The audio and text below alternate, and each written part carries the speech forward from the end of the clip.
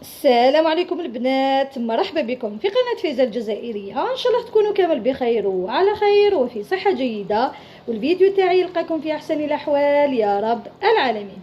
اذا خياتي راح نديروا اليوم وصفة شطيط الحمية البنات. راني وجدت المقادير ديالي خياتي. حضرت البصل، الحميصة، المعدنوس، اللحم، الطماطم المصبرة، التوابل، الثوم والسمن. نبداو على بركة الله. اذا ندير القدر تاعي تسخن، ندير حوالي ملعقة كبيرة من السمن، هكذا ندوبها بهذه الطريقة كامل في القدرة ديالي. ونضيف قطع اللحم اللي غسلتهم.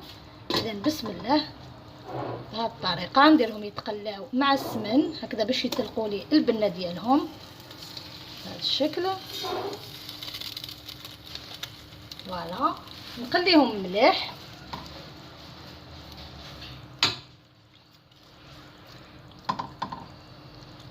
هكذا.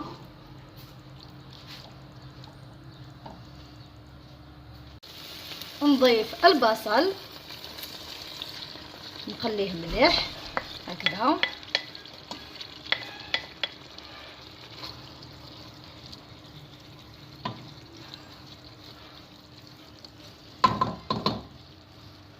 الثوم،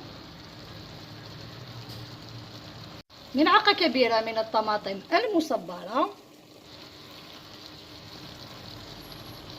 والآن راح نضيف التوابل. إذا عندي هذا المكعب، إذا حبيتوا ديروا مرق الدجاج أو مرق الخروف فوالا راح يزيد لكم بنة. عندي راس الحانوت، عندي فلفل كحل، عندي كذلك البابريكا، فلفل عكري، عندي الفلفل الحار، وخليط من التوابل الخاصين باللحم والملح. كي نديروا هذا المكعب يجي مالح نديروا حسابنا على الملح، نديرهم بهذه الطريقة هكذا باش اللحم تاعنا كامل يتنسم وياخذ النكهة تاع التوابل ويجي بنين.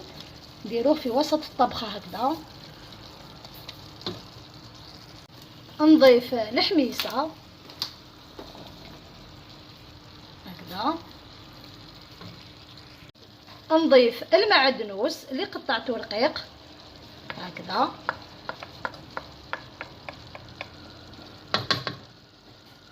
نقليو مليح يا البنات اللحم ديالنا مع المقادير. اذا السر البنه تاع الاطباق تاعنا هو كي نحرجوهم مليح ونقليوهم. الان راح نمرق اذا بالماء سخون على الجنب. نغطي كامل القدره ديالي بهذه الطريقه ونغطي عليها ونشوفوه ان شاء الله في صحن التقديم. وفي الاخير حبيباتي شطيط اللحم هنايا البنات راهي حاضره معنا في صحن التقديم. زينتها بشويه معدنوس.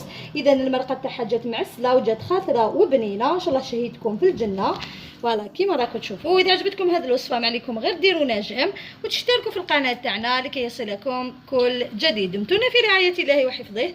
في امان الله. الى فيديو مقبل بحول الله. سلام.